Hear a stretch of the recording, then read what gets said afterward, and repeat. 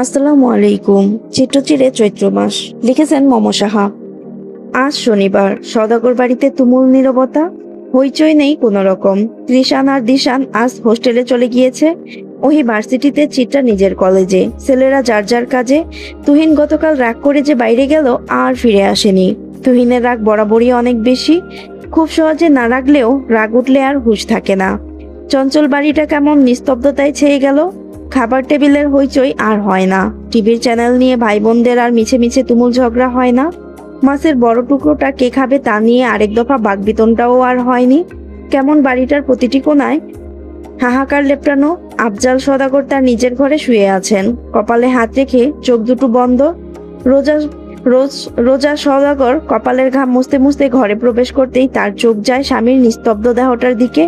রোজা বেগমের বড্ড মায়া হলো স্বামীর জন্য।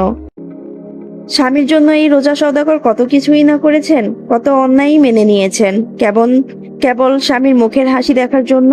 অথচ আজ সেই স্বামীই কিনা নিশ্চুপ। এই পরিবারটাকে সব সময় এক আঁচলের ছায়াতলে এই মানুষটা রাখতে চেয়েছিলেন। তবু আজ কোথায় যেন ভাঙনের সূত্রপাত দেখা দিয়েছে। একটা নারীর সংসারের চেয়ে বড় আর যে কিছুই নেই। স্বামীকে এক ধ্যানে মগ্ন হতে দেখে রোজা সওদাগর স্বামীর পায়ের কাছটায় এসে বসলেন। ধীর কণ্ঠে শুধালেন, আপনি কি জেগে আছেন? আফজাল সওদাগরের ধ্যান ভাঙল, কিন্তু অবস্থা পরিবর্তন করলেন না। যেমন আছে তেমন থেকেই বললেন, হ্যাঁ জেগে আছি। কিছু বলবে? আপনার কি মন খারাপ? মন খারাপ হওয়াটা স্বাভাবিক না রোজা? যে ভাইদের জন্য এত কিছু করলাম, আজ তারাই দাম দিচ্ছে না। এর চেয়ে কষ্ট আর আছে বলো? মা বাবা যখন মারা গেলেন, দুটো ভাই আর একটা বোনের বটগাছ হয়ে দাঁড়ালাম আমি।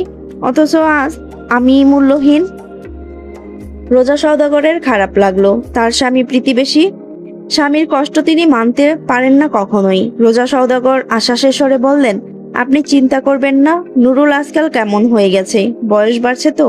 আর আপনি তো চিত্রার বিয়ের কথা আটকাতে চেয়েছিলেন, তা আটকে গেছে। আপাতত দেখে গেছে, পরে কথা আগানো হবে বলা হয়েছে। আর মন খারাপ করবেন না। আফজাল সওদাগর ধপ করে উঠে বসলেন। চোখে তার কেমন হলদেটে ভাব। তিনি তার স্ত্রীর হাত দুটো মুঠ করে ধরলেন। কেমন অসহায় কণ্ঠে বললেন, পাপের ভার নিয়ে বেঁচে থাকা অনেক কষ্টের বিবি। তুমি আমারে অভিশাপ দিছিলে তাই না? তাই তো আজ এ অবস্থা আমার। স্বামীর কথায় আটকে উঠলেন রোজা। তবা করে বললেন, কি বলেন আপনি? আপনার অভিশাপ দেওয়ার আগে আমার জিহ্বা খসে পড়ুক। আর আপনি যা পাপ বলছেন তা আদৌ পাপ না, আপনি তো জানেন। আর আমার আল্লাহও জানে সেটা। আপনি এসব ভাববেন না। আফজাল সওদাগর অনবরত মাথা নাড়তে নাড়তে বললেন, এটা পাপই বিবি। আমি তোমাদের ঠকিয়েছি, নিজের স্বার্থে আরেকজনকে ঠকিয়েছি। ওদের মৃত্যুও তো আমায় অভিশাপ দিয়েছে। স্বামীর কথায় ভরকে গেলেন রোজা সওদাগর। উৎকণ্ঠিত কণ্ঠে বললেন, কাদের মৃত্যু? আফজাল সওদাগর উত্তর দিলেন না। আফসোসের অশ্রু গড়িয়ে গেল তার গাল বেয়ে। গরমে ঘেমে নিয়ে একাকার চিত্রা। সাদা কলেজ ইউনিফর্মটা লেপটে গেছে শরীরে। চুলের মাঝে দুটো বেনি, পিঠে বইয়ের ভারী ব্যাগ। একটি হাত দিয়ে টানতে হচ্ছে বিদায় আরো ভারী অনুভব হচ্ছে। গতকাল তার দেখাদেখিটা সেই অবধি সীমাবদ্ধ ছিল। মাহতাব দুলাভাইয়ের কারণে তা বেশি দূর অবধি আগায়নি। আবার নওশাদ নামের লোকটাও বলেছে সময় নেওয়া উচিত দুই পক্ষের। চিত্রার মনে কেমন যেন অশান্তি, বিরক্তিতে শরীরের প্রতিটা অঙ্গ জ্বালা দিয়ে উঠছে। জীবনটা তার এত অসহ্য ছিল না কখনো। আগে বাবা তাকে পছন্দ করতেন না। সে জানতো না বাবা কেন তাকে অপছন্দ করতেন। কিন্তু যখন সে জানলো বাবার অপছন্দের কারণ, তখন থেকে চিত্রা নিজেই আর নিজেকে পছন্দ করছে না। জীবনটা হঠাৎই বিভীষিকাময় হয়ে উঠল। এই চিত্রা দ্বারা পথের মধ্যে চিরপরিচিত কণ্ঠ শুনে দাঁড়ালো চিত্রা। পিছে ঘুরতেই চোখে পড়লো ওহি আপার লাল টুকটুকের মুখটা। গরমে লাল হয়ে গিয়েছে। চিত্রা কিঞ্চিত হাসলো ওহি আপাকে দেখে। ওহি ততক্ষণে চিত্রার কাছে চলে এসেছে। আপা, তোমার ক্লাস শেষ? না রে, ভালো লাগছে না, যা গরম। বাসায় গিয়ে ঘুম দেব। তোর ক্লাস শেষ? হ্যাঁ আপা। তো চলো একসাথে বাসায় যাই। ফুচকা খাবি চিত্রা? ওহি আপার প্রস্তাবে অবাক হলো চিত্রা। ওহি কখনোই বাইরের খাবার পছন্দ করে না। আর আজ সে কিনা ফুচকার কথা বলছে। চিত্রার অবাক মিশ্রিত মুখখানা দেখে ফিচেল হাসলো ওহি। বাঁকা হেসে বলল, কি রে, খাবি না? চিত্রা দ্রুত মাথা নাড়ালো, যার অর্থ সে খাবে। ওহি মিষ্টি হেসে চিত্রাকে নিয়ে পাশের একটি পার্কে গিয়ে বসলো। পাশে থাকা ফুচকার দোকানটা থেকে 2 প্লেট ফুচকা অর্ডার দিল। চিত্রা তখনও অবাক। ওহি চিত্রার অবাক ভাবটাকে তেমন পাত্তা না দিয়ে আশেপাশে দেখতে লাগলো। দেখতে দেখতে হুট করে বলে উঠলো, একটা সিক্রেট শুনবি চিত্রা? চিত্রা তখন তার ব্যাগের ভেতর থেকে পানির বোতলটা বের করেছে। ওহির কথায় ভ্রু কুঁচকে বলল, কি সিক্রেট আপা? ওহি বিবশ কণ্ঠে বলল, তোর ফুল গাছের টবগুলো আমি ভেঙেছি। চিত্রার মুখে রাজ্যের বিস্ময়। ওহি আপা তার ফুলের টব ভেঙেছে, সে যেন বিশ্বাসই করতে পারছে না।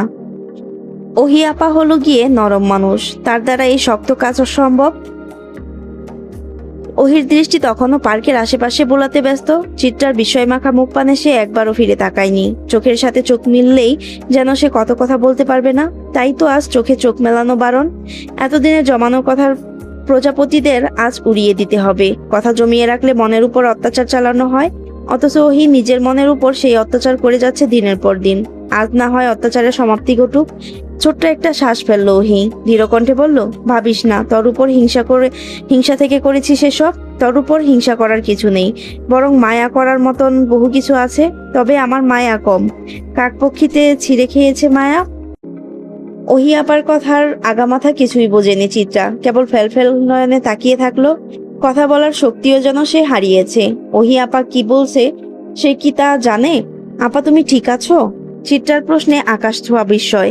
ওহি কিঞ্চিত হাসলো, মাথা নাড়িয়ে বলল, ঠিক আছি। তোকে আজ কিছু কথা বলবো চিত্রা। অনেকগুলো বছর এর কথা কাউকে বলা হয়নি। এই লজ্জা, এই আদারিয়া জীবনের গল্প কাউকে জানানো হয়নি। আজ তুই শুনিস সেই গল্প। ওহি আপার মৃত্যুর গল্প শুনে নিস খুব যতনে। কেউ তো আর জানলো না এই ওহির ছিন্ন বিচ্ছিন্ন মনের কথা। চিত্রা কেবল অপলক তাকিয়ে রইল ওহির দিকে। আপাকে আজ ঠিক চেনা যাচ্ছে না, কেমন অপরিচিত একটা আদল বেসে উঠছে। এটা কি সত্যি ওহি আপা? আরে সদাগর বাড়ির নক্ষত্রমালা যে, তা তোমরা এখানে? পুরুষালী কণ্ঠে দুই বোনের কথার খেই হারালো। দুজনেই তাকালো তাদের ডান দিকে দাঁড়িয়ে থাকা পুরুষটার দিকে। এলোমেলো চুল, টি শার্ট, এটে সেটে থাকা শরীর, কাঁধে ব্যাগ আর ক্লান্ত মুখশ্রীর বাহার বাইয়ের দিকে। চিত্রা এবং ওহি দুজনেই অবাক হলো বাহার বাইকে দেখে। এ সময় এখানে বাহার বাইকে আশা করেনি তারা। বসা থেকে দুজনেই উঠে দাঁড়ালো। ওহি অবাক কণ্ঠে বলল, বাহার ভাই আপনি? হ্যাঁ আমি। তা তোমরা দুজন এখানে কি করছো? তোমাদের তো এসব জায়গায় তেমন দেখা যায় না। আসলে চিত্রা ফুচকা পছন্দ করে তো, তাই এসেছিলাম ফুচকা খাওয়াতে। ওহির উত্তর শুনে চিত্রা গোল গোল চোখে তাকালো ওহির দিকে। ওহি আপা বানিয়ে বানিয়ে কথা বলতে জানে, এটাও চিত্রা জানা ছিল না। আজ একের পর এক চমক দিচ্ছে ওহি আপা। বাহার ভাই এগিয়ে এসে ধপ করে বেঞ্চটাতে বসে পড়লেন। আর মোড়া ভেঙে বললেন, তা বেশ ভালো তো। তোমাদের মধ্যে এত মহব্বত তো ঠিক দেখা যায় না, একবারে ধূমকেতুর মতন। কথা শেষ করেই হা হা করে উদ্ভটভাবে হেসে দিলেন বাহার ভাই। বাহার ভাইয়ের অদ্ভুত হাসির সাথে তাল মেলালো ওহিও। অথচ এমন একটা বিদঘুটে ঠাট্টা অন্য কেউ করলে ওহি আপা তাকে এখানেই উচিত জবাব দিয়ে দিত। চিত্রা কেবল দেখে গেল ওহি আপা আর বাহার ভাইয়ের কাণ্ড। তার মাঝেই ফুচকার প্লেট হাজির হলো। ওহি নিজের ব্যাগ থেকে টাকা বের করে দোকানদারকে দিয়ে এসে বাহার ভাইয়ের সামনে দাঁড়ালো। বেশ ব্যস্ত কণ্ঠে বলল, আপনি কি এখন বাড়ি যাবেন বাহার ভাই? হ্যাঁ তাই তো মনে হচ্ছে। তাহলে চিত্রাকেও সাথে নিয়ে যাবেন প্লিজ। আসলে আমার একটা দরকারি কাজ আছে তো, এখনই যেতে হবে। ওহির অনুরোধে বাহার ভাই একবার চিত্রার দিকে তাকালেন। চিত্রা এতক্ষণ তার দিকে তাকিয়েছিল বিদায় দুজনেরই চোখে চোখ পড়ল।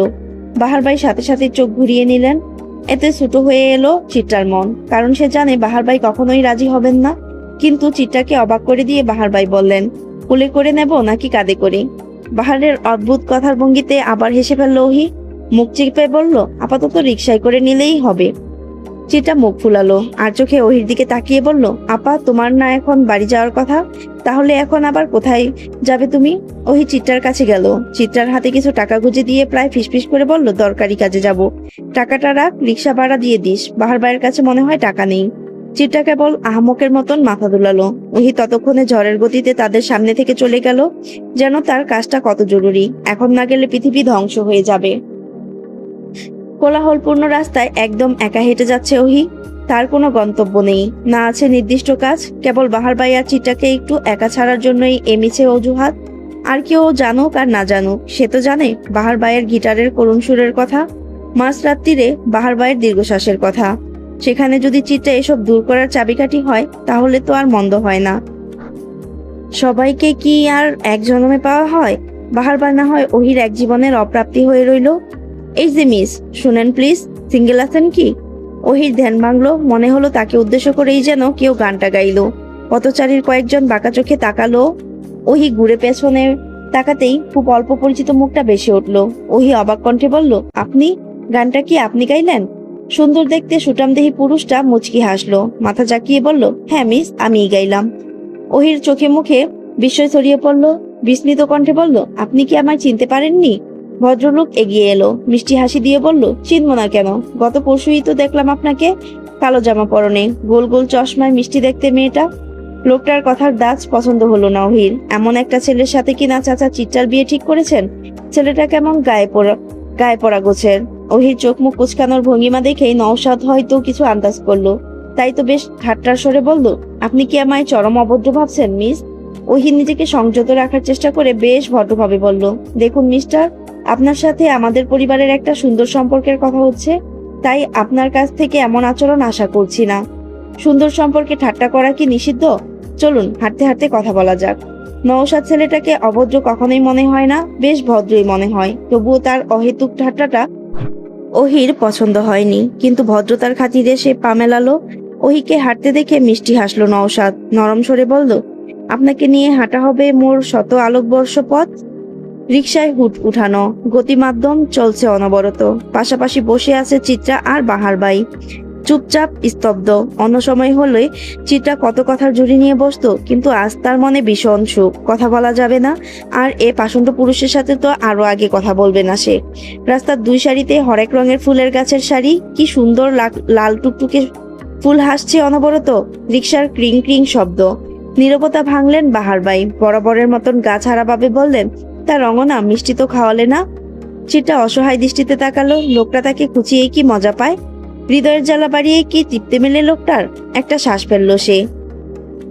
বুকের ভেতর ভারী ভারী হয়ে ওঠে কষ্টরা। লোকটার সাথে কথাই বলবে না সে। অভিমান জমিয়ে রেখে লাভ কি? আমরা বাঁচবই বা কতদিন? বাহার ভাইয়ের গম্ভীর স্বর কাঁপন ধরালো চিত্রার চিত্তে। হুট করে তাকাতেই দুজনের চোখে চোখ পড়লো। সময়টা প্রয়োজনের তুলনায় বেশি মধুর হলো। নিঃশ্বাসের গতি বেড়ে গেল অপ্রত্যাশিতভাবে। লজ্জারা খেলা করলো সর্বাঙ্গে। চিত্রা চোখ সরিয়ে নিল, বাইরের দিকে দৃষ্টি নিবদ্ধ করতে করতে বলল, অভিমান অভিযোগ নেই আমার, না থাকাটাই স্বাভাবিক। পর মানুষের প্রতি অভিমান রাখতে নেই রঙনা। বাহারের কণ্ঠে তুমুল গম্ভীরতা। কথার এমন তীক্ষ্ণতায় অভিমান করলো অষ্টাদশী হৃদয়। ঠোঁট ফুলিয়ে টলমল করে উঠল চক্ষুদয়। বাহার ভাই ছোট্ট ধমক দিলেন, গম্ভীর কণ্ঠে বললেন, এই মেয়ে, কথায় কথায় কান্না করার স্বভাব বদলাও। কান্নাকে সস্তা বানিও না। নিজের সবটা সত্তাকে সবচেয়ে মূল্যবান রাখার চেষ্টা করবে, হোক কান্না কিংবা হাসি। আমি আপনার সাথে রাগ করেছি বাহার ভাই, তো রাগ করেই থাকো। আমি কি তোমার রাগ ভাঙাতে এসেছি? বাহার ভাইয়ের বেপরোয়া কথায় চিত্রা গাল ফুলিয়ে বসে রইল। বাহার ভাই পকেট থেকে সিগারেট বের করে জ্বালাতে জ্বালাতে বললেন, তোমার জ্বালাতে এত সুখ লাগে কেন? কোনোদিন যেন যেচে জ্বলতে এসে ছাই হয়ে যাও। আপনি জ্বালালে ছাই হতেও রাজি। শোনো রঙনা, অনুভূতির এমন প্রকাশে বর্ণনা আমার পছন্দ না।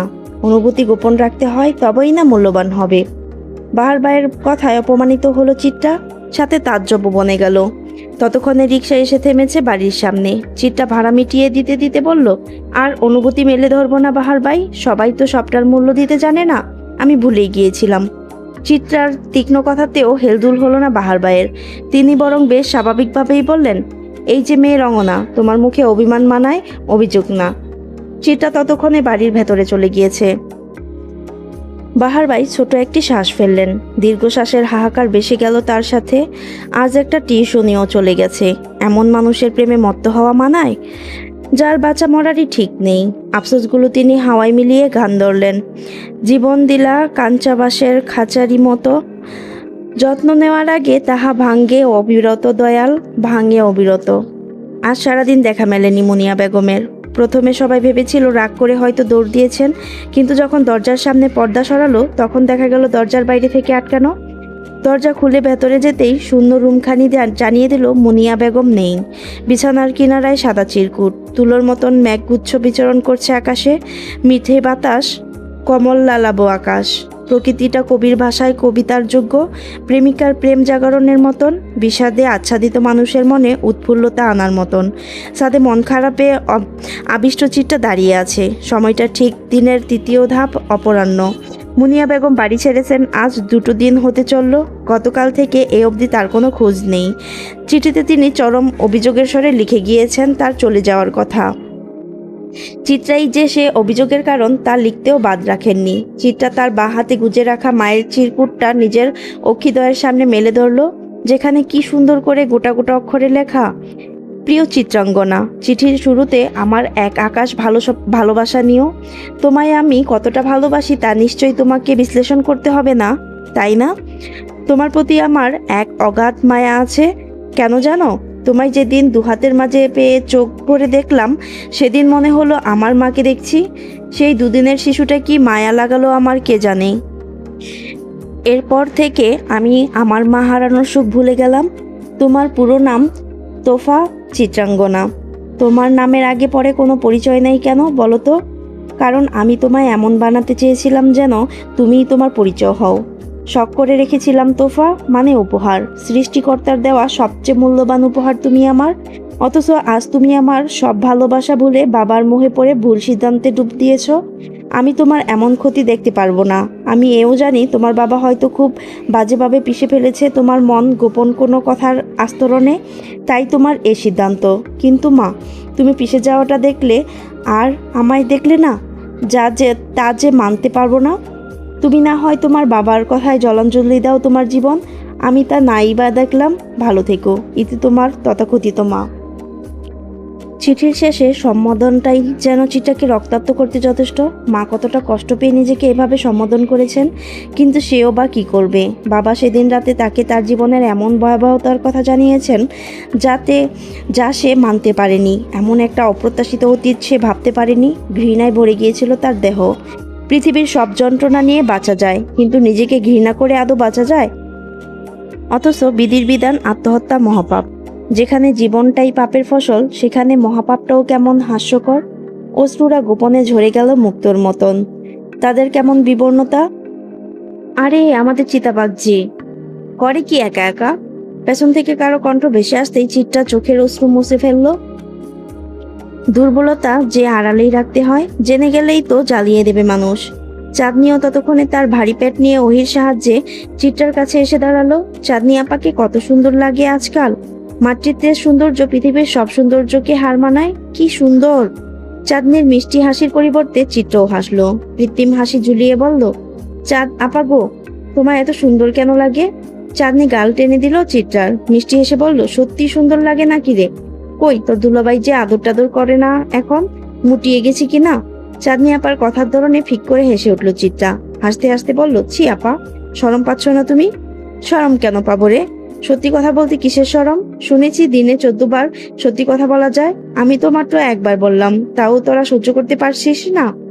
চিত্রা আর ওহি সশব্দে আবারও হেসে উঠল। চাঁদনি আপা যে চিত্রাকে হাসানোর জন্য এসব বলেছে তা আর বুঝতে বাকি নেই কারো। তাল মিলিয়ে না হয় হাসা যাক। এই মানুষগুলো তো ভালোবেসেছে অনেক। হাসতে হাসতে কখন যেন আনমনেই চোখ থেকে গড়িয়ে পড়ল অশ্রুকণা। আনমনেই না চাইতেও শব্দ করে কেঁদে উঠল চিত্রা। সে যে ব্যথা লুকানোর মতন অত কঠিন আজও হতে পারেনি। আজও তার হৃদয়কে কংক্রিট ছুঁয়ে দিতে পারেনি। চাঁদনি এবং ওহি দীর্ঘশ্বাস ফেললো। ওহি এই প্রথম চিত্রাকে জড়িয়ে ধরলো, আদুরে স্বরে বলল, কাঁদিস না চিত্রা, চাচি ফিরে আসবেন। আদুরে আলাপে কান্নারা আহ্লাদ পেয়ে বসলো। গা ছিটকে বেরিয়ে এলো তারা। কিছু কিছু সময় আমাদের অনুভূতিরা বড্ড অবাধ্য হয়।